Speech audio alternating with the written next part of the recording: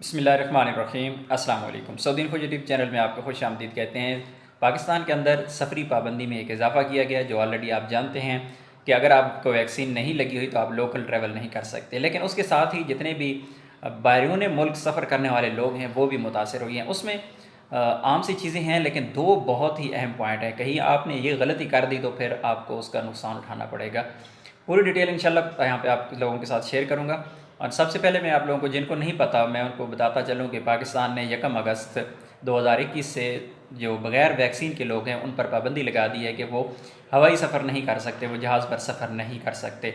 और उसके साथ मज़ीद डिटेल भी बताई है कि अगर कोई बैरून मुल्क से सफ़र कर रहा है, पाकिस्तान पहुँच रहा है, तो एक बंदा है, उसने इस्लामाबाद जाना है, कराची उसने लैंड किया, कराची से इस्लामाबाद की उसकी कनेक्टिंग फ़्लाइट है, उसका वाया है, तो फिर उसे क्या करना होगा कि 72 घंटे के अंदर अंदर उसे इस्लामाबाद पहुंचना होगा। अदरवाइज़ अगर उसने 72 घंटे कराची के अंदर ही गुजार दिए, वहाँ पे स्टे कर लिया 1-2 दिन, तो उसके बाद अगर उसने बाय एयर सफ़र करना है तो ज़रूरी है कि वो वैक्सीन लगवाए।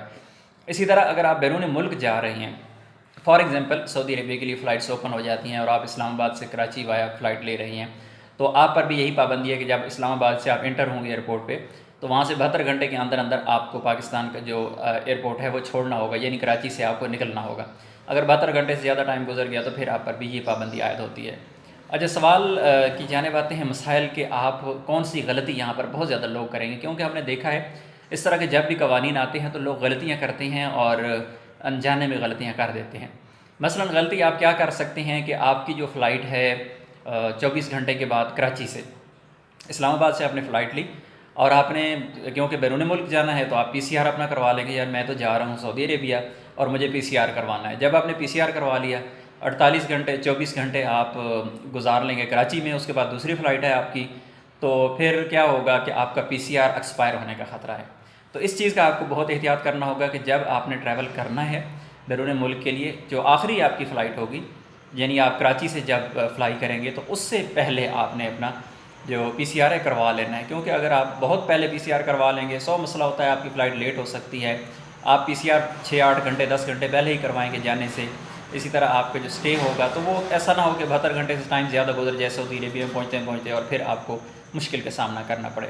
इसी तरह दूसरी गलती ये हो सकती है कि मुकीम पर जब आप सऊदी अरबिया का सफ़र करते हैं, अल्लाह करे कि फ़्लाइट्स ओपन हो जाएँ, डायरेक्ट फ़्लाइट्स, तो जब आप सफ़र करेंगे तो अगर आप सफ़र कर रही हैं इस्लामाबाद से कराची और फिर कराची में आपका स्टे है, तो मुकीम वेबसाइट पर जो आपने डाटा अपडेट करना है वो सऊदी अरबिया ट्रैवल करने से 72 घंटे पहले करना है। ऐसा नहीं है कि आप इस्लामाबाद में बैठ के अपना डाटा अपडेट कर दें, बाद में पता चले जी कराची में आपने स्टे किया, सऊदी अरबिया पहुँचे हैं तो 72 घंटे से ज़्यादा टाइम गुजर चुका। तो ये गलती है, दो गलतियाँ आपने में ही करनी है, एक पीसीआर वाली और दूसरी जो मुकीम पर आपने डाटा अपडेट करना है उसको जल्दी नहीं करना। जिस दिन आप ट्रैवल कर रहे होते हैं, आपको पता है कि मेरा कराची में स्टे है 24 घंटे का है, तो जिस वक्त आपने ट्रैवल करना है उससे 8-10 घंटे पहले आप पीसीआर भी करवा लें, अपना डाटा मुकीम की वेबसाइट पे भी आप जो है वहाँ पे अपडेट कर लें।